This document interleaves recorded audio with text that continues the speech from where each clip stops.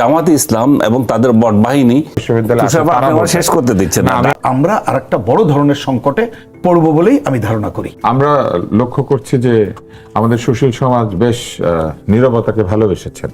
একটা শব্দ আছে, নীরবতা হিরণ্ময়, সাইলেন্স ইজ গোল্ডেন।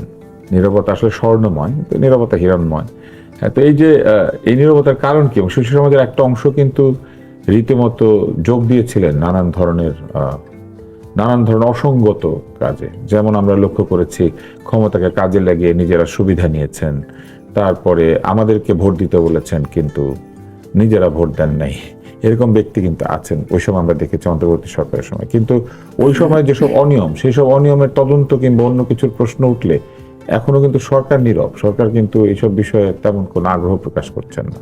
এখন হামে 750-র কাছাকাছি শিশু মারা গেছে এবং আরো নানান ধরনের অসঙ্গত কার্যক্রমের ইতিহাস উঠে আসছে। এক ধরনের অসঙ্গত টাকা বরাদ্দ দেওয়া, গণভোটে CSR ফান্ড খরচ করা, এরকম নানান ধরনের কাজ তারা করেছেন। পোস্টিং ট্রান্সফার, পদোন্নতি বন্ধ রাখা, স্বাস্থ্য খাতে অব্যবস্থাপনার চূড়ান্ত করা, এই ধরনের বহু কাজ তারা করেছেন। এমনকি ক্রীড়াঙ্গনের 12টা বাজিয়েছেন একাধিক ক্রীড়া উপদেষ্টা, এবং তারা নিজেরা ফুটবল খেলেছেন, কিন্তু ফুটবলের কিন্তু আমাদের কোনো উন্নতি হয় নাই। এই যে এগুলো নিয়ে কোনো কথা হয় না কেন? ধন্যবাদ আপনাকে। আপনি তো নিজেই বলে দিয়েছেন অনেক কিছু। আমার আমি ঘটনাগুলি আপনাকে মনে করে দিয়েছেন, তো আমি ওটা বলছি যে আমার আর বলার খুবই কমই আছে সাবজেক্ট যে এই অপকর্মগুলোর বিরুদ্ধে। আমাদের সুশীল সমাজের একটা চরিত্র ছিল, ওরা দল দেখে একটু খুব সরব হয় আর কি। ওদের তো সুশীল সমাজের সবসময় দেখবেন একদিন রাজনৈতিক চরিত্র আছে। ওরা নিরপেক্ষ সমাজ, কিন্তু জেলে কেউ বন্দী হলে পরে দল বেছে মুক্তি চায়। হ্যাঁ, দল নিজের লোকের মুক্তি চায়, আরেক দলের লোককে বন্দী করে রাখতে পারে। ওটাই বলতেছি। এবং এইদেরকে বিশেষ করে শেখ হাসিনার যে কর্তৃত্ববাদী শাসন আমলে যেটুকু সক্রিয় দেখা গেছে, রাস্তায় দেখা গেছে সক্রিয়, কথাবার্তায়, স্টেটমেন্টে, প্রথম আলো, ডেইলি স্টারে, সেমিনারে, এরপরে ইউনূস যখন যারা সক্রিয় ছিলেন তাদের একটা অংশ তো উপদেষ্টা মণ্ডলীতে ঢুকে পড়ে হয়ে গেল, ওরা উপদেষ্টা হয়ে গেল, ইউনূস তাদেরকে পুরস্কার দিল। কিন্তু পরবর্তীতে যেটা আমরা দেখলাম, এই ইউনূসের আমলে পুরোটাই নীরব হয়ে গেল। এখন তো একেবারেই নীরব। ইউনূসের আমলে তো নীরব হয়ে গেল। পানি কি আসলে ভালো হয়ে গিয়েছে? কিন্তু আমার মনে আছে আমরা তাকসিমকে ওয়াসার পানি খাওয়াতে গিয়েছিলাম, ওয়াসার পানি কি ভালো হয়েছে? তো এখন তো ওয়াসার পানি নিয়ে দেখি কেউ কোনো কথা বলছে না। অথবা আমাদের যে অন্যান্য যে পৌর সুবিধা বা ভৌত সুবিধা দিয়ে আছে, সেগুলো কি ভালো হয়ে গেছে? সেগুলো নিয়ে তো কোনো কথা দেখি না। আনু মোহাম্মদ স্যার একাধিকবার রাস্তায় নেমে প্রচুর আন্দোলন করতেন, এখন তো সেগুলো দেখতে পাচ্ছি না। হ্যাঁ, আপনি যথার্থই বলছেন। এই ঘটনাগুলো তো বহমান আছে, তারপরে তাদের কোনো শোধবোধ নাই এখন। সবচেয়ে যে বিষয়টা আপনি প্রশ্ন তুললেন, উনাকেও বলেছে, উনিও একটু টাচ করেছে। একজন লেখক শাহরিয়ার কবির বন্দী, তার মুক্তি চাওয়া কিংবা তার বন্দী থাকার যৌক্তিকতা অযৌক্তিকতা বিবেচনা করেও তো কোনো সুশীল সমাজ কোনো শব্দ করছে না। আমি তো বলতে পারছি না। আমি আপনাকে আসলে ধরিয়ে দিচ্ছি। আচ্ছা, আমার ধরা যে বিষয়টা হচ্ছে, প্রথমত হচ্ছে 850 বা মতান্তরে 1400 লোক যে মারা গেল, এই লোকগুলোর বিচার যে ব্যবস্থা সেটা একটা প্রহসনের রূপ নিয়েছে। সেই প্রহসন নিয়ে আমরা কেউ কিছু কথা বলছি না। সেই প্রহসনটা কি? যার নামে বিচার, যে হত্যা হলো, তার আসল হত্যাকারীদের বাদ দিয়ে বা ওর সঙ্গে আরো শতাধিক লোক আপনি ঢুকিয়ে দিলেন, তাতে করে এগুলো আদৌ বিচার হবে কিনা সেটা একটা বিরাট প্রশ্ন হিসেবে আমাদের কাছে দেখা দিল। সো এটা ইউনূস যে প্রথম যে বেইনসাফিটা করেছে, সেটা হচ্ছে এই শহীদদের সঙ্গে করেছে, তাদের আত্মীয় স্বজন, মা বাবার সঙ্গে করেছে। এই বিচারগুলো আপনি দেখবেন না কখনো হয়। যদি হয়েও থাকে, সেগুলো বিচারের নামে প্রহসন হবে, রিয়েল বিচার হতে পারবে না। কারণ তাহলে জোর করে একটা বিচার দিয়ে একজনকে সাজা দেওয়া হবে, অন্যভাবে না। এটা জুডিশিয়াল প্রসেস, সেই প্রসেসটাকে ভেঙে বা অবদমন করে এক ধরনের বিচার হবে। শহীদ আবু সাইদের বাড়িতে অনেক কেঁদে ফেলেছিলেন। আবু সাইদ দু একজনের এরকম হবে, কিন্তু আমি বলছি যে মোটা দাগে যে এতগুলো লোক বিচারের ব্যবস্থা হয়নি। বিচার ব্যবস্থা হয়নি এবং বিচারের নামে প্রহসন হয়েছে, সেখানে রাজনৈতিক প্রতিশোধ নেওয়ার একটা প্রবণতা আমরা দেখি এবং ঢালাওভাবে মামলা দেখি। এই রাজনৈতিক মামলা, এই ঢালাও যে অভিযোগ, আপনি শাহরিয়ার কবিরের কথা বললেন, শাহরিয়ার কবির কাকে হত্যা করেছে? এই যে তার এই সুশীল সমাজ তার বিরুদ্ধে কিছু বলেছে, শাহরিয়ার বিরুদ্ধে আপনি অন্য অভিযোগ আনেন, বা মোজাম্মেল বাবু বা আরো যারা আছে, রূপা, শাকিল, শ্যামল, এদের বিরুদ্ধেও আপনি মামলা দেন, অন্য মামলা থাকলে। কিন্তু তাদেরকে হত্যা মামলা দেওয়া, এই লোকগুলোর হত্যা মামলায় জড়ানো, তার মানে কি হচ্ছে? তার মানে আপনি আসলে এই হত্যার বিচার চান না, আপনি এটাকে রাজনৈতিক উদ্দেশ্যে একটা প্রহসন হিসাবে নিয়েছেন। ইউনূসের প্রসঙ্গে আসেন, এতগুলো লোক মারা গেল, সেটার আমরা কিন্তু আসমান কাঁপিয়ে ফেলেছি বহুজন, ঠিক আছে, সব এটা কাঁপানো দরকার ছিল, কাঁপিয়েছেন। কিন্তু এখন যে 750 জন শিশু মারা গেল, যারা রাজপথে যায় নাই, যাদের সাথে কোনো রাজপথের সংযোগ নাই, এটাতে আপনি যুদ্ধের মধ্যে একজন মারা গেলে আপনি আমাকে মারতে আসছেন, আমি আপনাকে মারতে আসছি, সেগুলো একটা বিবেচনার বিষয় হয়। আপনি রাজপথে সংঘর্ষে গিয়েছেন, জেনে শুনে গিয়েছেন, কিন্তু এই লোকগুলো, এই শিশুগুলোর কি অপরাধ? তারা তো মায়ের কোলে ছিল, বা তাদের এটা কি? এখন এটা নিয়ে যদি বলতে যাই, তখন ইউনূসের পোষ্য, তার অস্বীকৃত সন্তান বলবো আমি শব্দটা, এরা আবার আক্রমণ করে যে আপনারা ইউনূসকে মেলাইন করে শেখ হাসিনার অপরাধ ঢাকার চেষ্টা করেন। তো শেখ হাসিনার অপরাধ যে হয়েছে, সেই অপরাধ তো আছে, কিন্তু ইউনূস যে অপরাধ করেছে সেটা তাহলে বলা যাবে না। ইউনূসের অপরাধ বলতে গেলে শেখ হাসিনা চলে আসতেছে, তাহলে ইউনূসের অপরাধ বলা যাবে না। তাহলে ইউনূস হচ্ছে সব কিছুর ঊর্ধ্বে উঠে গেছে। আপনি গত 12 তারিখেও তার বিরুদ্ধে যে একটা মামলা হয়েছিল, সে এবং তার নূরজাহানের বিরুদ্ধে, সেই মামলাটাও চলতে দেওয়া হয়নি। আদালত বললো যে এটা মামলা হবে না। আপনি ইউনূস সাহেব এখানে জড়িত কি জড়িত না, উনি অপরাধী কি অপরাধী না, সেটা তো আদালত নির্ধারণ করবে। আপনি একের পর এক মামলা তার দিয়েছে না, এই পর্যন্ত মনে হয় 7টা মামলা খারিজ করে দিয়েছে এভাবে, যে নে না, হয়তো সামনে আবার আসবে, একই কাহিনী চলতে থাকবে। তার মানে কি দাঁড়ালো? আমরা কি কোনো ব্যক্তিকে আইন আদালতের ঊর্ধ্বে তুলে ফেলছি? তাহলে এটা বলা উচিত যে অমুক আর অমুক, এরা যখন ক্ষমতায় থাকবে, ক্ষমতায় চলে গেলেও তাদের বিরুদ্ধে কেউ কিছু করতে পারবে না। ক্ষমতায় থাকতে তো নাই, ক্ষমতায় থাকতে তো নিজের মামলাগুলো নিজে পড়তে হবে। নীরব থাকাই শ্রেয়। হ্যাঁ, আমাদেরকে নীরব থাকতে হবে। আর আপনি দেখেন, এই যে বড় যে জিনিসটা ছিল ইউনূসের আমলে, ইউনূস যে মবের পিতা হিসাবে, মব বাবা হিসেবে আবির্ভূত হয়েছিল, সে মব জাস্টিস নিয়ে আমাদের এই সুশীল সমাজ কেউ কথা বলেছে? দু একজন। কে বলেছে? দু একজন কে? আমি তো দেখিনি। এবং যারা বলতে গেছে তাদেরকেও মব করার, আক্রমণ করারই হয়েছে। তার মানে হচ্ছে কি, যখন ইউনূসের আমলে হচ্ছে, বা এই আমলেও হবে, এই আমলেও চলতেছে, মব জাস্টিসের সেই ধারাটা এখনো আছে, ওই মাত্রায় নাই। ওরা ইউনূসের জামানায় যেভাবে বেপরোয়া করেছিল সেটা নাই। এখন যেটা হচ্ছে, ইয়েতে যাচ্ছে, থানায় যাচ্ছে, অমুকের বিরুদ্ধে একটা মামলা করে দাও, অমুক এই করেছে কেন, তার বিরুদ্ধে মামলা করে দাও। কে করছে? তুমি যে লোকটা গেছে তার আবার ঠিকানাও নাই, নাম ঠিকানা কিছুই নাই, সে আবার অভিযোগ করে দিয়ে চলে আসতেছে। খোঁজ নিয়ে দেখা যাবে আপনার কোন ভুয়া সংগঠন, ভুইভোট সংগঠন, এবং তার ব্যক্তিরও ইয়ে নাই। তার মানে হচ্ছে সরকারের তরফ থেকে এখনো মবের যে কালচার ছিল সেটাকে পূর্ণাঙ্গভাবে দমন করার কোনো আমরা দেখতে পাচ্ছি না। কিছু কথা বলি না বা কথা বলছে না, যেটা আপনার আজকে যে শিরোনাম, সেই জায়গায় আমি মব জাস্টিসের কথা বলছিলাম, রাজনৈতিক প্রতিশোধের কথা বলছিলাম, ইউনূসের বিরুদ্ধে নীরবতার কথা বলছিলাম। আরেকটা জিনিস খুবই ইম্পর্টেন্ট সাংবাদিক হিসাবে আমি এটা বলবো, যে মত প্রকাশের স্বাধীনতা এবং সাংবাদিকদের উপর যে আক্রমণ, এটা নিয়ে কোনো কথা নাই। আপনি মত প্রকাশের বলতেছেন যে আমি মত প্রকাশে স্বাধীনতার কথা বলছেন, কিন্তু আপনি যখনই মত প্রকাশ করছেন তখন আপনি আবার ট্যাগ দিচ্ছেন। ভেরি রিসেন্টলি যেটা হচ্ছে, শেখ হাসিনাকে নিয়ে এবং আওয়ামী লীগ নিয়ে সরকারি দল এবং বিরোধী দলের আর কোনো কাজ নেই, মনে হচ্ছে শুধু আওয়ামী লীগ এবং শেখ হাসিনা। তারা এটা নিয়ে আলোচ করে, তারা সভা সেমিনারে এটা নিয়ে কথা বলে, এবং সাংবাদিকরাও এটা নিয়ে কোয়েশ্চেন করে, এগুলো এটা নিয়ে আছে। আবার যখন আপনি টক শোতে প্রশ্ন করছেন, সেটা উত্তর দিতে যাচ্ছি, তখন এটা বলা হচ্ছে যে আনিস আলমগীর, অমুক তমুক, এরা শেখ হাসিনার বিরুদ্ধে একটা বয়ান তৈরি করতে যাচ্ছে। তো তার মানে পক্ষে পক্ষে বয়ান তৈরি করতে যাচ্ছে। তো তাহলে আমি ব্যক্তিগতভাবে বিশ্বাস করি যে আমার বয়ানের কোনো দরকার নাই। আপনি আমাকে জিজ্ঞেস করছেন, আমি আমার মতামত রেখেছি। আপনার ইচ্ছা অনুযায়ী জবাব দিতে হবে, সেটা তো আপনার বয়ান, ওটা তো আমার বয়ান না। তো আমার বয়ান আমি যেভাবে দেখি সেভাবে দেখবো। আমি তো শেখ হাসিনার গোলামি নিই নাই, শেখ হাসিনার শত্রুতা নিই নাই, আপনি নিচ্ছেন আপনার দায় ঠেকা পড়ছে। তো আমি কেন আপনার ইচ্ছায় কথা বলবো?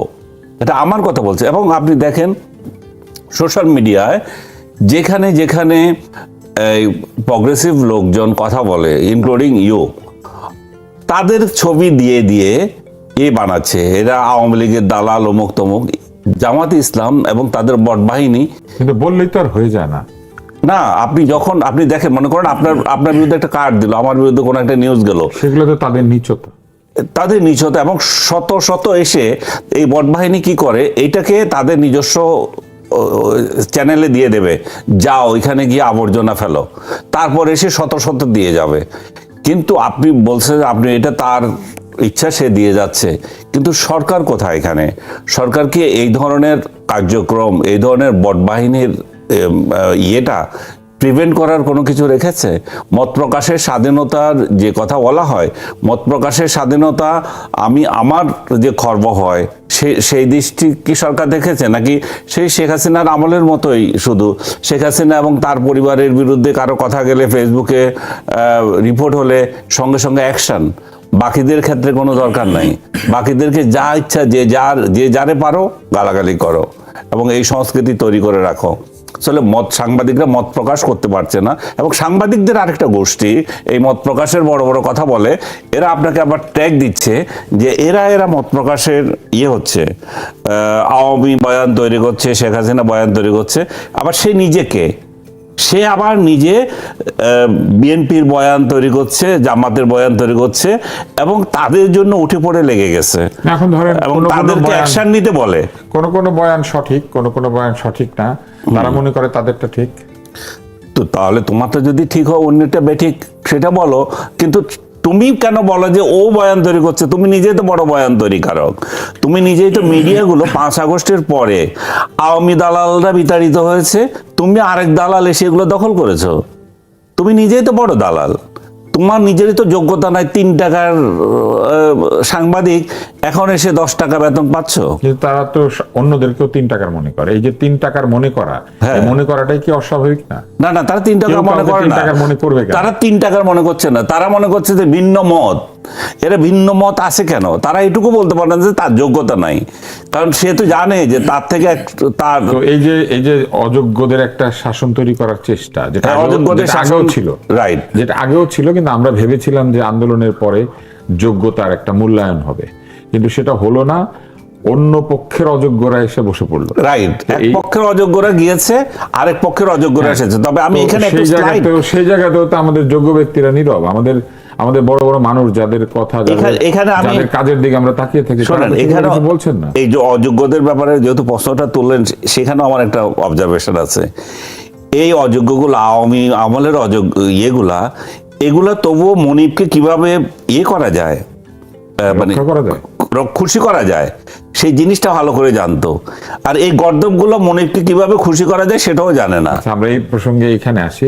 জনাব প্রিন্স, আমরা দেখছি যে রাজনৈতিক নেতৃবৃন্দের মধ্যেও আগে যে প্রতিবাদী একটা অবস্থা ছিল সেটা নাই। অনেকটা ঘরের মধ্যে বসেই একে অন্যের প্রতিবাদ করছেন। বিশেষ করে এনসিপিকে আমরা দেখলাম যে এত প্রতিবাদ একটি দল, তারা প্রতিবাদ ভুলে গিয়ে গাড়ি, অফিস, নানান ধরনের জিনিসপত্র চাইতে শুরু করলো। বন্যা ত্রাণ নিয়েও তাদের বিরুদ্ধে অভিযোগ এসেছে, তারা ত্রাণ না নিয়েই বিভিন্ন জায়গাতে পরিদর্শনে চলে গিয়েছেন। আবার এটাও আমরা দেখলাম যে জামাতের সভাপতি, উনি হাঁটু জলে নেমে হাঁটাহাঁটি করছেন, এবং হাতে ত্রাণ ছিল না, উনি পরিদর্শন করছেন। বন্যা পরিদর্শনের আসলে উপকারিতা কি, বা আপনি দেখে আসলে কি হবে? বন্যা একটু আমি বন্যার কথা বলার আগে, বা ধরেন জলাবদ্ধতা পরিদর্শন করলাম, তাতে কি উপকার হয়? তো আমি জলাবদ্ধতার আগে একটু বলি। একটা কথা একটু কিছুটা আলোচনা আসছে, আমি খালি এটা তুলে দিই। দেখেন, অন্তত পক্ষে আমি দায়িত্ব নিয়ে বলি, আমাদের বামপন্থীরা আমাদের যতটুকু সাধ্য সমর্থক সে অনুযায়ী কিন্তু কথা বলছি। কিন্তু এটা অবশ্যই এটা আমি দুঃখ করি না, তবুও কথা বললাম যে দেখেন, মিডিয়াতে তো এই কথাগুলো আসে না। আমি আপনাকে বলি, ধরুন আমরা তো সেটা এই কথা হচ্ছে, আমি মিডিয়াতে বলছি কর্মসূচিটা, যেমন ধরুন আমি তো সম্প্রতিকালে 3টি উপজেলা, একটা জেলা সদরে, আর সম্প্রতিকালে এই 7 তারিখে বন্দর নিয়ে চট্টগ্রামের একটা বলা যায় চট্টগ্রামের প্রায় সকল শ্রেণী মানুষের উপস্থিতিতে প্রোগ্রাম করে আসলাম। কিন্তু আপনি দেখবেন জাতীয় মিডিয়াতে এই খবরগুলো না, আমি মুভমেন্টের খবর বলছি। সুতরাং যতটুকু ধরুন এই যে বাণিজ্য চুক্তি, বন্দর নিয়ে, আরো সম্প্রতিকালে এই যে জামাত শিবিরের সভাপতি পাকিস্তানে যে অপকর্মগুলো করছে, মুক্তিযোদ্ধাদের গুন্ডা বলছে, এই নিয়ে কিন্তু কথা হচ্ছে, কিন্তু এগুলো জাতীয় মিডিয়াতে আসছে না। যেখানে আমি যদি বুঝে থাকি ওই যে আপনি যে নীরব কেন কবি, যাদের করায়ত্ত এটা হয়ে আছে, তারা নিজেরাও কথা বলছে না, এই কথাকেও সামনে আনতে দিচ্ছে না। সুতরাং তবে আমাদেরকে আরো বেশি কথা বলা দরকার। এবার আসি আপনি এই যে জলবদ্ধতা পরিদর্শন এবং এইটাই, আমরা কমিউনিস্টরা যেটা মনে করি, পরিদর্শন তো কোনো মূল্যহীন বটেই, শুধু তাই না, আপনি কিছু ত্রাণ দিতে গেলে আপনি এইখান থেকে ঢাকঢোল পিটিয়ে হয়তো খরচের দরকারটা কি, সেটা তো দরকার নেই। আমাদের স্টাইলটা, যদিও আমরা বাংলাদেশে ক্ষমতায় যাই, আমরা সবসময় দেখি দলের শীর্ষ নেতৃবৃন্দ হাজির হন, কিন্তু ত্রাণ দেওয়ার জন্য তো এলাকার যে সংগঠন তারাই যথেষ্ট। সে এই জন্য স্থানীয় যারা আছে বা স্থানীয় সরকার যারা আছে, যাওয়ার তো দরকার নেই, সে মনিটর করবে, ওইখান থেকে দেবে, তাহলে ওই যে খরচটা সেটাও কিন্তু মানুষের কাছে যথাযথভাবে পৌঁছাতে পারে। এই আমাদের ট্র্যাডিশনটাই ডিফারেন্ট। আর এইবার যেটা দেখলাম, এইটা একটা কি বলবো, নাটকও বলতে ইচ্ছা করে না, কিন্তু দেখবেন এইটাই তো মিডিয়াতেই প্রধান হয়ে যাচ্ছে, এবং অনেক কিছু কিন্তু করছে মিডিয়ার কারণে। আমি দায়িত্ব নিয়ে কথাটা বলছি। মিডিয়া যদি এই ধরনের উপেক্ষা করে, তারা তাদের কি বলবো যে তাদের বিবেচনা অন্ততপক্ষে সবার কথাকে সমগুরুত্ব দিয়ে বা ইস্যুকে গুরুত্ব দিয়ে দেয়, তাহলে কিন্তু আমার ধারণা এই ধরনের সংকট থাকবে না। কিন্তু আমি যে কথাটা আপনার শিরোনামের থেকে আবার একটু রিপিট করি, সেটা হচ্ছে, দেখেন, আমরা অন্তর্বর্তীকালীন সরকারের সময়ও যেভাবে মব এবং সাইবার বুলিং, এটা যাই বলেন না কেন, এটাকে কিন্তু অস্বীকার করার কোনো উপায় নেই। ধরেন তুষার ভাই, আপনি বা আনিস ভাই, আপনারা কিছু মনে করলেন না, আমি করলাম না, কিন্তু আমাদের পরিবার পরিজন অন্যরা যা আছে তার কিন্তু একটা মনস্তাত্ত্বিক প্রেশার আছে, এটা কিন্তু মনে রাখা দরকার। আমরা তো দেখি অনেকে বলে যে এই জায়গায় কেন, এইগুলোর মধ্যে কেন ঢুকতেছো, তাই এটা তো একটা মানে কি বলে যে প্রভাব আছে। সুতরাং সেই কাজগুলো হচ্ছে, কিন্তু যদি ন্যূনতম সরকারের পক্ষ থেকে অন্ততপক্ষে একটা গণতান্ত্রিক ধারা চালু করার একটা পজিটিভ অ্যাটিটিউড হয়, তাহলে আমার ধারণা যে এই যে আপনি নীরব কেন কবি বলছেন, অনেক কথা সামনে আসবে। মামলার কথা এখানে তো যথাযথভাবে আসছে। দেখেন, আমাদের একটা জাস্ট প্রতীকী বলছে, আপনি প্রধান বিচারপতি এক সময় ছিলেন, হ্যাঁ, উনি কোনো অপরাধ করলে তার বিচার হোক, কিন্তু হত্যা মামলা এবং জামিনের পরও তাকে গ্রেপ্তার করা হচ্ছে, তা আপনি কি বলবেন? তাহলে এই জায়গাগুলো, মামলা বাণিজ্য শুধু না, তাহলে এই জায়গাগুলো তো ঠিক আছে, একটা অন্তর্বর্তীকালীন সরকারের সময় ছিল, এই সরকারও তো প্রায় 6 মাস হতে যাচ্ছে। এখন যদি এই সরকার এই জায়গাগুলো না করে, তাহলে কিন্তু আমি বলবো যে এই সরকার কিছুদিন পরে যে গণতন্ত্রের পথে চলার কথা, যে কথাগুলো আমরা বলছি, সেই জায়গায় কিন্তু তারা থাকতে পারবে না। আপনি দেখেন, এই যে এত বুলিং এর কথা বলছেন, আমি দুইটা একটু পলিটিক্যাল কথার জায়গায় যদি যাই, দেখেন রিসেন্টলি আমাদের এইখানে তো এই স্থানীয় সরকার নির্বাচনের কথা আসছে, কিন্তু স্থানীয় সরকার একটা সংস্কার করা দরকার না? স্থানীয় সরকারকে দক্ষ শক্তিশালী করে গড়ে তোলার কথা না? কিন্তু দেখবেন কোনো আলোচনা নাই। আমাদের পার্লামেন্ট, তাদেরকে এই যে থোক বরাদ্দ সহ যেভাবে কাজগুলো করা হচ্ছে, পার্লামেন্টে যে ধরনের আলোচনা হয় টাকা খরচ করে, এর বিরুদ্ধে তো কথা বলা দরকার। কই, যারা এর আগে কথা বলেছেন, তো আমরা সেই জায়গাগুলো তো দেখছি না। আমরা মুক্তিযুদ্ধের, নিশ্চয়ই একসময় মুক্তিযুদ্ধের চেতনাকে এটাকে বিজনেস করা হয়েছে, ক্ষমতা রক্ষার হাতিয়ার হিসেবে ব্যবহার করা হয়েছে, দুর্নীতি রক্ষার হাতিয়ার হিসেবে ব্যবহার করা হয়েছে, এটা নিয়ে দ্বিমত নেই। কিন্তু এখন মুক্তিযুদ্ধের বিরোধী যে ধরনের কথাবার্তা চলছে, পাকিস্তান, তুরস্ক, অন্য জায়গায়কে ঘিরে যেটা চলছে, বাংলাদেশের জঙ্গি আক্রমণের যেসব খবর পাচ্ছি, সেইখানে আপনি রাজনৈতিক দলগুলোর বাইরে যদি আমাদের সাহস করে এ ধরনের যারা কি বলে ইতিবাচক মানুষ, বাংলাদেশের পক্ষের মানুষ, সে আমি সরকারি দল থেকে শুরু করে আমি সর্বত্র বলছি, তারা যদি আরো সামনে না আসেন, তাহলে আগামী দিন কিন্তু আরো খারাপ দিক জন্য আমাদের জন্য অপেক্ষা করছে। সুতরাং আমি মনে করি যে এখন যে বন্যা, এবারও দেখেন এই যে বন্যার কথা, আপনি এখানে পানির কথা বলেছেন, ওয়াসার, আমরা কিন্তু এই সুযোগে যে এখানে আমাদের উন্নয়ন প্যারাডাইম কি হওয়া দরকার ছিল, আমাদের কোথায় কি করা দরকার ছিল, সেই আলোচনাও কিন্তু এখন আনতে পারলাম না। আমরা দেখছি শুধুমাত্র অনেক জায়গায় দেখবেন প্রশাসক নিয়োগ, আমি ঢাকা সহ আমি অন্য জেলার কথা বলছি, তারাও হাঁটু পানিতে নেমেই ওইটাই মিডিয়ার ফোকাস দেখাচ্ছে, অন্য আলোচনাগুলো কিন্তু নাই।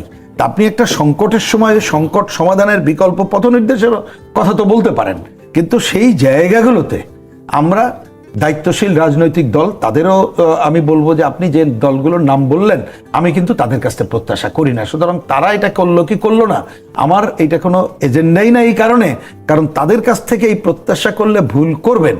কারণ এর মধ্যে নতুন যে দল তাদের ভূমিকা সবাই জানে, আর অতীতের মুক্তিযুদ্ধ বিরোধী দল তাদের ভূমিকা সবাই জানে। তারা কি কখনো এগুলো করেছে?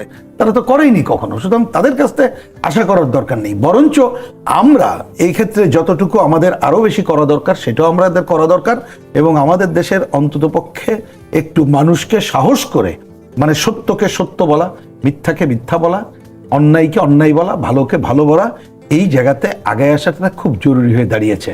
না হলে কিন্তু আমরা আরেকটা বড় ধরনের সংকটে পড়বো বলেই আমি ধারণা করি।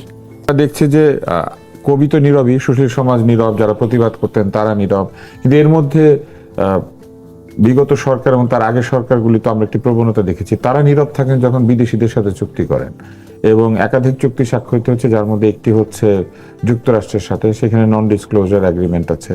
আবার লালদিয়া টার্মিনাল যে চুক্তি হয়েছে এই বন্দর নিয়ে, সেখানেও অনেকগুলি নন ডিসক্লোজার ক্লজ আছে। জনগণকে জানতে দেওয়া যাবে না। জনগণের এত বৃহৎ মুরব্বী কারা যারা জনগণকে জানতে না দিয়ে চুক্তি করে, অথচ জনগণের পক্ষ হয়ে যারা অনেক কথা বলেন, যেমন আমরা বদিউল আলম মজুমদার সাহেবকে দেখেছি, তারপরে টিআইবি কে দেখেছি, তারপরে একাধিক অধিকার সচেতন ব্যক্তিবর্গকে দেখেছি যারা বিভিন্ন নামি দামি পত্রিকায় কলাম লেখেন। এরা এখন কেন চুপ? দেখেন, আমি একটা মন্তব্য করি, সাধারণত এরকম করি না। আপনারা কথা বলছেন কিন্তু না, আমরা তো এগুলো কথা বলছি না, আমি একটা প্রসঙ্গক্রমে বলি। ধরেন এনজিও, আপনি একটা কল্পনা করেন তো, ধরুন একজন পরিবেশ নিয়ে কথা বলেন, তিনি যদি ওই এনজিওতে কাজ না করে তিনি অন্য কিছু নিয়ে কাজ করতেন, ওইটা নিয়েই তিনি কথা বলতেন। এইটার মধ্যে অন্তর দিয়ে কথা বলার কিছু নাই। আর এইখানে হচ্ছে সুতোর টান যেখানে, সেই জন্য তো তার কাছ থেকে এটা আশা করে লাভ নেই। কিন্তু অনেক সময় আমাদের কাছে আমরা হয়তো দেখেছি একটা পজিটিভ কথা বলছে, এই জন্য আমাদের প্রত্যাশা বেড়ে গেছে। সুতরাং ওইটা আমরা আসলে এই প্রত্যাশা কেউ যদি কখনো আমরাও করে থাকি, ভুল করেছি, ওই জায়গা থেকে ভুল বিবেচনা, সেইখান থেকে আমাদের সবারই এখানে উপলব্ধি হওয়া দরকার বলে মনে করি। এবার আসি এই যে বিদেশের চুক্তি, এই বিদেশের একটা বিরাট অংশ দেখা যায় প্রধানত মার্কিন, মানে সাম্রাজ্যবাদী আধিপত্যবাদী দেশগুলোর সাথে হয়, এবং এখনো পর্যন্ত ক্ষমতার ক্রীড়ানক তারা, একথা কেউ অস্বীকার করার কোনো সুযোগ নেই। সুতরাং তাদের স্বার্থ রক্ষাটকেই যারা প্রধান ধরে এবং নিজেদের ক্ষমতায় থাকা বা ক্ষমতায় যাওয়ার জন্য বিবেচনা করে, তারা কিন্তু এই জায়গাগুলো বলে না। আপনি যেমন বললেন এই যে লালদিয়া বন্দরের কথা, যেমন আওয়ামী লীগের সময় আওয়ামী লীগ একটা চুক্তি করেছিল পতেঙ্গা কন্টেনার টার্মিনাল, সেটা হচ্ছে সৌদি একটি কোম্পানি, রেড সি গেটওয়ে, তাদের সাথে, তারাও সেটা ঠিক মতো প্রকাশ করে না। কারেক্ট। আমি এই যে চুপ করে থাকা, লুকিয়ে লুকিয়ে কাজ করা, এটা কারণ কি? জনগণ রাগ করবে? জনগণের মঙ্গলের জন্য আপনি কাজ করছেন। আমি বলি যে এইখানে দেখেন, আমি একটু তাহলে এবার ফিরে আসি দুইটা শব্দের জায়গায়, দুইটা বাক্য। একটা হচ্ছে এখনো পর্যন্ত সংবিধানে যেটা আছে, এই ধরনের চুক্তি করলে রাষ্ট্রপতিকে কাছে গেলে সংসদে আনার কথা। আর এই যে এত ঐক্যমত্যের আলোচনা শোনেন না, ঐক্যমত্যের আলোচনা কিন্তু সব দল একমত হয়েছিল যে কোনো চুক্তি যদি কেউ করে ওটা সংসদে এনে রেকটিফাই করতে হবে। কিন্তু দেখেন এই সংসদে এটা নিয়ে কোনো আলোচনাই নাই। তার মানে ওই যে যার জন্য করেছি, আর ওই যে নন ডিসক্লোজার বললেন, এইটা কখনো ওপেন করে না, কারণ তারা যদি অখুশি হয়। সবচেয়ে ভয়াবহ ব্যাপার লালদিয়া অলরেডি হয়ে গেছে। আপনি এই যে ডিপি ওয়ার্ল্ডের সাথে যেটা বন্দর, চট্টগ্রাম নিউমরিং কন্টিনেন্ট বন্দর লাভজনক, যেটা আমাদের সার্বভৌমত্বের জন্য হুমকি, সেটা কিন্তু দ্রুত করতে যাচ্ছে। এবং এই যে মার্কিন বাণিজ্য চুক্তি, এটা একটা ভয়াবহ চুক্তি, কিন্তু দেখেন সেইটা নিয়েও পার্লামেন্টে কোনো কথাই নাই, যেখানে এবং যেটা আমাদের বেকারত্ব দূর করা থেকে শুরু করে কোনো কার্যক্রমকে আগাতে দেবে না। আমাদের কৃষি শিল্প ধ্বংসের জায়গাটা চলে যাবে, ওষুধ শিল্প সংকটে পর্যন্ত পড়বে। আমাদের এইখানে যে বিভিন্ন জায়গায় প্রতিরক্ষার যে আমরা সরঞ্জাম কিনি, সেটা বাধ্য হয়ে আমরা অনেক দু একটা দেশের সাথে এমনভাবে কিনতে হবে যা আমাদের এটা সার্বভৌমত্বের পরে হুমকি হয়ে দাঁড়াবে। আমাদের অপ্রয়োজনীয় জিনিসপত্র বেশি দামে কিনতে হবে, যেটা অলরেডি শুরু হয়ে গেছে। তার মানে এমনি যে আর্থিক সংকটের মধ্যে আছি, তার মধ্যে এই ধরনের বিষয় নিয়ে পার্লামেন্টে ন্যূনতম একটা আলোচনা হবে বা জনগণের সাথে কথা বলবে, এটা হচ্ছে না। তার প্রধান কারণ যাদের সাথে এটা করা হচ্ছে মনে করতেছে তারাই হচ্ছে ক্ষমতার কেন্দ্রবিন্দু। সুতরাং তাদের অখুশি করে এই দেশের মানুষকে খুশি করার বিবেচনা অনেকে করে না, মনে করে ওটাই তার রক্ষা কবচ। এইখানে আমি মনে করি জনগণের কণ্ঠ সোচ্চার করে যদি ওই যে কবি নামে আমরা যে সুশীল সমাজ বা যাদের বোদ্ধার কথা বলছি তাদের বাইরে সাধারণ মানুষকেও এইটা যদি আগে এসে আমরা কথাবার্তা বলতে পারি, কণ্ঠ সোচ্চার করতে পারি, সচেতন সংগঠিত করতে পারি যে আলোচনার মধ্য দিয়ে যতটুকু আগাচ্ছে, তাহলে কিন্তু বাধ্য করতে পারবো এই কথাগুলো বলার জন্য। জনাব আনিস আলমগীর, আপনার কাছে আসি। মেয়র প্রার্থী হওয়ার জন্য ছাত্র শিবির ছেড়ে দিয়েছেন সাদিক কায়েম, এরকম একটা সংবাদ এসেছে। যকসু ভিপিরও নাকি একই কাণ্ড হয়েছে এবং একাধিক এরকম ছাত্র নেতা তারা পদত্যাগ করেছেন, মানে শিবির ছেড়ে দিয়েছেন। তো হঠাৎ এত অল্প বয়সী ছাত্র নেতারা মেয়র হতে চাইছেন কেন? মেয়র পদের লোভনীয়তাটা কি আসলে আপনার কি মনে হয়? মেয়র পদের লোভনীয়তা হচ্ছে যে অল্প বয়সে যখন দেখা যায় যে বড় বড় বাড়ি গাড়ি করা যায়, সংসদের বড় বড় নেতা হওয়া যায়, তো তারা না বলেছিলেন যে তো তারা হবে না কেন? বৈষম্যহীন সমাজ করবেন, দুর্নীতিবিহীন সমাজ করবেন। সেটা করার জন্য তারা বুড়ো হয়ে যাবেন, সেটাও তো আপনি সাপোর্ট করতে পারেন না, করুক তারা। কথা হচ্ছে যে এই মানে আপনি যদি বলেন অল্প বয়সী নেতা যারা থাকবে তাদেরকে কি পরিপক্ক চিন্তা তারা কোনো করবে? ব্যবসা পরিচালনা করেন নাই, তারা কোনো চাকরি বাকরি করেন নাই, তারা কোনো বৃহৎ সংগঠন পরিচালনা করেন নাই, করতেন ছাত্র শিবির বা ছাত্রদের রাজনৈতিক একটি সংগঠন, সেখান থেকে সরাসরি শহর নিয়ন্ত্রণ করবেন। মানে আপনার কি মনে হয় যে এটা? আমি ব্যক্তিগতভাবে মনে করি না যে তারা ওই দক্ষতা অর্জন করছে। সংসদ এই যে কোনো ডাকসু চালানো বা রাকসু চালানো, কোনো যে ছোট ছোট অর্গানাইজেশন চালানো, হ্যাঁ, এগুলো চালানো দিয়ে যে এটা চালানো, সিটি চালানো এত কম জিনিস না। সিটি কিন্তু অনেক সিটি হচ্ছে কিন্তু মানে সরকারের চালানোর মতোই, মানে সবকিছু এখানেও কিন্তু সব বিভাগ আছে, সবকিছু দেখতে হয়। যে শহরে সে জন্মায় নাই, দীর্ঘ সময় থাকে নাই, যে শহরের বৃদ্ধি কিংবা যে শহরের গড়ে ওঠার সঙ্গে তার কোনো সম্পর্ক নাই, সেরকম একজন ব্যক্তি যদি সেই শহরের মেয়র হতে চান, আপনি কি মনে করেন এটা যৌক্তিক? আমি যৌক্তিক মনে করি না, কিন্তু এখন ভোটাররা, এটা তো ভোটারদের উপর নির্ভর করছে। এটা তো এমন না যে সে চাইলে সে হয়ে যেতে পারবে, কিংবা ইউনুস আছে এখন একটা ভুয়া ইলেকশন দিয়ে যেভাবে তাদেরকে তৈরি করে দিয়েছিল ইউনুস, ভুয়া মানে একটা সাজানো ইলেকশনের মধ্যে দিয়ে যে তোমাকে ওইখানে ভোটকে দিছে কেউ জানে না, সেরকম কি তাদেরকে দেবে কিনা? তাদের তো সেরকম সম্ভাবনা নাই। তাহলে এখন তারা যেটা মামদানি এফেক্ট, মানে মামদানিকে দেখে সবাই, আমি শেষ করতে দেন আপনি। তো এখন তারা যদি মনে করে যে তাদেরকে পরিপক্ক বিবেচনা করবে নাগরিকরা, ভোটাররা, সেটা তাদের উপর নির্ভর করছে। এখন নাগরিকদের উপর নির্ভর করছে তারা কি বাছুরকে দেবে না পরিপক্ক দেবে, বা ওদেরকে বাছুর কল্পনা করে না করে না, সেই দিকটা হচ্ছে এখন আমদানি না সরি মামদানি যে নিউ ইয়র্কের মেয়র, সে তো সেই শহরে বড় হয়েছে, সেই শহরে বড় হয়েছে, তার যে এটা মেয়র হওয়ার যে প্ল্যানটা, সেটা তো আপনাকে দেখতে হবে, তার শিক্ষা যোগ্যতা এবং জনগণের সাথে মেশা। অবশ্যই এখানেও একটা জিনিস কাজ করেছে, সোশ্যাল মিডিয়া খুব এফেক্টিভ ওয়েতে তাকে হেল্প করেছে, কিন্তু তার মানে এই নয় যে সে অপরিপক্ক লোক ছিল, অযোগ্য কোনো লোক ছিল, হুট করে সে এখানে হতে চেয়েছে।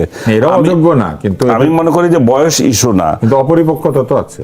ওইটাই বয়স ইস্যু না, আপনি কতটা পরিপক্কতা আপনার মধ্যে আছে সেটা হচ্ছে বিষয়। এরা হচ্ছে দলীয় টুলস। দল যদি মনে করে যে আমাদের অমুক তো ডাকসু ইলেকশন হয়ে গেছে, এখন ডাকসু ইলেকশনের তো অভিযোগ ছিল যে নীলক্ষেতে সিল মারা হয়েছে। নীলক্ষেতে ডাকসু ইলেকশনে তো সারা দেশের সব ছাত্রছাত্রীরা যারা ঢাকা বিশ্ববিদ্যালয়ে আছে তারা শেষ করতে দিচ্ছে না। ডাকসু ইলেকশনের সবচেয়ে বড় অভিযোগ যেটা ছিল সেটা হচ্ছে নীলক্ষেতে পাওয়া যায়, ব্যালট পাওয়া যায়। এখন ঢাকা সিটি যাদের কাছে হয়েছে, এখন ডাকসু ইলেকশনের যে অভিযোগ, সেটা যদি এই সিটি কর্পোরেশনও কি সেরকম নীলক্ষেতে বানাবে কি? তা তো না। তাহলে যদি না বানায়, তাহলে এটা হচ্ছে তাদের দলীয়ভাবে তারা হয়তো চাচ্ছে যে ইয়াং জেনারেশনকে আরো সামনে নিয়ে আসতে, কারণ তা এনসিপি তো তাদের হাতে আসছে, তাদের বি টিম, আরো নিজেদের টিমের গুলো মানে যেগুলো আমার গোয়ালের একদম সরাসরি, সেগুলোকে আমরা সামনে নিয়ে আসি, এটাই হচ্ছে প্রচেষ্টা তাদের। না, কিন্তু ডাকসুতে তো সারা বাংলাদেশের সব জায়গা থেকে আসা ছেলে মেয়েরা ভোট দেয়। তারা ঢাকা বিশ্ববিদ্যালয়ের ছাত্রছাত্রী, কেউ রংপুর থেকে এসেছে, কেউ দিনাজপুর থেকে এসেছে, কিন্তু ঢাকা কিংবা কোনো শহরের নাগরিক ভোট যেটা, সেখানে তো ঢাকার নাগরিকরা ভোট দিবে, ঢাকা যারা থাকে। সেটা তো আমি বললাম, আপনি যদি নাগরিক হিসাবে আপনি চিন্তা করবেন, আপনি কি বাছুরকে দেবেন না পরিপক্ককে দেবেন? যারা আপনি মনে রাজনীতি, করছেন তারা বাছুর? আপনি যদি তুলনা করেন তো যদি তাদের দক্ষতা এবং যে রাজনৈতিক ইনভলভমেন্ট যেটুকু চিন্তা করেন, তাহলে তো তারাও পুরনো, মনে করেন বিএনপি থেকে যদি সালাম সাহেব দাঁড়ায়, তো সালাম সাহেবের তুলনাতে সালাম সাহেবের নাতি টাইপ লোকজন, তো এগুলো তো বাছুরই হবে। আলমগীর, আপনি এই বিভিন্ন বৈদেশিক চুক্তি, বিশেষ করে টার্মিনাল এবং অন্যান্য চুক্তি নিয়ে কিছু কথা বলতে চাইছিলেন। আপনি যেটা ওনাকে প্রশ্ন করলেন যে চুক্তির বৈষম্যগুলো কি, যেগুলো জনগণ বৈষম্য অথবা চুক্তির মধ্যে এমন কি থাকে যেটা জনগণ জানলে বিপদ হবে? এই সেটাই দেখেন যে ডক্টর ইউনূস যে চুক্তি করে গেল যে এই আমেরিকার সঙ্গে, যে বাণিজ্য চুক্তি, যেটা 5 মাস হয়ে গেল, এখনো আমাদের মধ্যে কিছু লোক এটার পক্ষে তাবেদারি করছে এবং বলছে যে এই চুক্তি আমাদের পক্ষে ভালো ছিল। কিন্তু আপনি যদি চুক্তিটা দেখেন, আমি ওদিন এক শোতে বলছিলাম যে আপনি এটার জন্য তো দূরে কোথাও যেতে হবে না, চ্যাট জিপিটিকে জিজ্ঞেস করলে দেখা যাবে যে 32 পৃষ্ঠার এই চুক্তিতে আপনি যা পাবেন, শেল শব্দটা মানে বাধ্য থাকবে, যে জিনিসটা আপনি এটা মানতে বাধ্য থাকবেন, সেই শব্দটা ব্যবহার করা হচ্ছে 179 বার, এবং এই 179 বারের মধ্যে 131 বার বাংলাদেশ বাধ্য থাকবে, আর 6 বার বাধ্য থাকবে আমেরিকা। বাংলাদেশ ছোট, হ্যাঁ। তারপরে বাংলাদেশে মার্কিন পণ্য যেগুলো আসতো, যেখান থেকে আমরা শুল্ক পেতাম, সেখানে 180 বিলিয়ন আমরা শুল্ক পেতাম, ডলার, 180 বিলিয়ন ডলার শুল্ক, সেটা প্রায় শূন্য হয়ে গেল। আমরা শূন্য, আর 180 বিলিয়ন মানে তাকে আমরা দিয়ে দিয়েছি সরাসরি। আর অন্যদিকে বাংলাদেশি পণ্য যেগুলো ওখানে যায়, সেখানে আগে যেত 128 বিলিয়ন ডলার, এখন সেটা যাবে, সেটার জন্য শুল্ক হবে 285 বিলিয়ন ডলার। তাহলে এটা অলমোস্ট ডবলেরও বেশি। এগুলো আপনাকে চ্যাট জিপিটি বলেছে? হ্যাঁ, এটা আপনি এবং আপনি নিজে খুঁজে আছে, চুক্তিতেই আছে, আপনি খুঁজে পাবেন। ওপেন হয়েছে তাতেই। এবং পণ্য সংখ্যা আছে এখানে 6710টি শুল্কমুক্ত আমেরিকান জামানায় প্রায় সবই, কিন্তু সব তো আর আমরা আনি না। কিন্তু বাংলাদেশি পণ্য দেওয়া হচ্ছে 1638টা। আমাদের তো অত বেশি পণ্য নাই না, এখানে আমাদের সবচেয়ে যে বড় যে বিষয়টা, সেটা তো আমরা কিছু বলি না, ভূ রাজনৈতিক এবং পররাষ্ট্রনীতি আমাদের নিয়ন্ত্রণের একটা সুযোগ পেয়ে গেছে আমেরিকা এই চুক্তির মাধ্যমে। এবং সেই জায়গায় আপনার প্রথম যে জিনিসটা হচ্ছে স্যাংশন যে জারি করবে আমেরিকা কোনো দেশের উপর স্যাংশন জারি করলে, মনে করেন ইরাক বা আদার্স, অলমোস্ট আমরা সেটা মানিও। কিন্তু আপনি যদি এখন ভারতের বিরুদ্ধে যদি একটা স্যাংশন দেন, চায়নার বিরুদ্ধে একটা স্যাংশন দেন, চায়নার বিরুদ্ধে তো অলরেডি দেওয়া আছে, এবং সেটা আমাকেও মানতে হবে, সে যেটার উপর স্যাংশন। ওকে, আরেকটা হচ্ছে অস্ত্র এবং অস্ত্র ক্রয়, আপনি আমার ছাড়া, আমার অনুমতি ছাড়া অস্ত্র ক্রয়ও করতে পারবেন না, এগুলো ঝুঁকিপূর্ণ আপনার জন্য। এই চুক্তিটা, স্পেন্সার শব্দের অর্থটা আমরা বুঝতে পারলাম। হ্যাঁ, এখন এই চুক্তিটা, এই যে কত দেশপ্রেম চুক্তি হয়ে গেছে, ইউনূস একটা দিয়ে গেছে, ইউনূস এবং তার অস্বীকৃত সন্তান বলবো, এরা যে প্রচার করে, আমাদেরকে গালাগালি করে, কি জানি কি স্পেন্সার না কি, এখন তো কোথায়, যে আপনার দেশে তো হচ্ছে, বন্যা হচ্ছে, এখানে বন্যা হচ্ছে, উনি না আপনার বাড়িতে তো বন্যা হচ্ছে, চট্টগ্রামে বন্যা, আমার এলাকায়, আমিও চিটাগং এর হলো, আমার এলাকায় কিন্তু বন্যা হচ্ছে, আমাদের এলাকায় হচ্ছে, আপনার এলাকায় বেশি হচ্ছে। তো আপনাদের মহান দয়াল ইউনূস কোথায়? জামাতের আমির গিয়েছিলেন। আপনি যে হাঁটুপানিতে, ইউনূস তো হাঁটুপানিতে একটা হেঁটে আসতে পারে, উনি গেঞ্জি পরে ওইখানে হাঁটুপানিতে হাঁটাহাঁটি করেছেন।